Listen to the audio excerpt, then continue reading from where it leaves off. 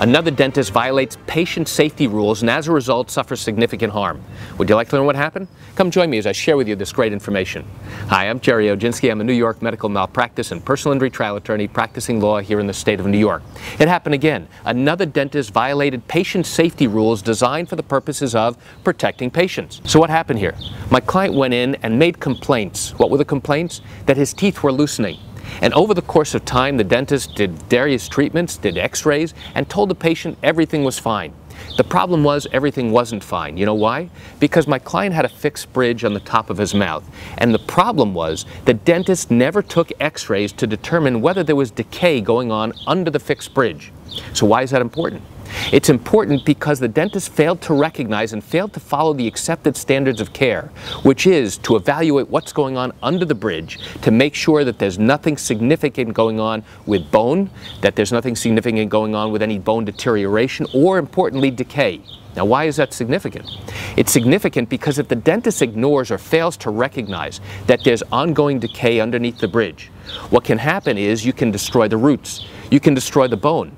And now those teeth will actually fall out if they are not detected as having decay and they don't go ahead and treat that decay.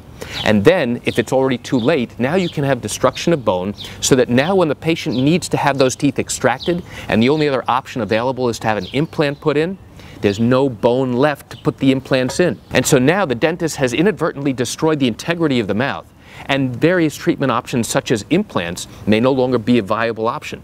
And that's exactly what happened in this particular case. So this dentist was treating my client on an ongoing basis for a long period of time and failed to recognize that the safety standards required, in this particular instance, required him to evaluate whether there was any ongoing decay underneath the fixed bridge. And because he failed to do that, my client suffered significant harm and significant losses, and this should have been and could have been preventable. So why do I share with you another dentist who violated patient safety rules?